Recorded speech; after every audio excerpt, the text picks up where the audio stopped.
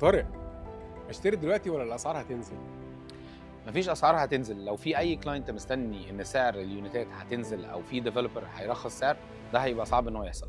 الديفلوبر ما يقدرش يعمل كده، لان الديفلوبرز دايما بيشتغلوا او بيبيعوا لاكتريه الانفسترز. المستثمرين دول اكتر ناس هي بتشتري في الريل استيت دايما، لان هو يعتبر اكتر حاجه انفستمنت سيف ومضمونه للكلاينت.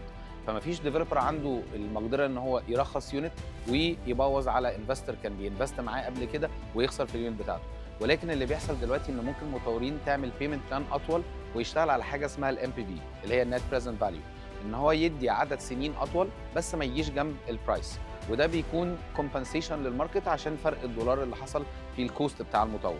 وده بيدي اتاحه لكوتا جديده من الكلاينتس ان هم تشتري اكتر، ويفضل الماركت ماشي ان دايناميك واي، وما يحصلش اي وقوف للماركت في البيع لليونتات دي. فاليونت هتنزل سعرها، ده مش هيكون موجود.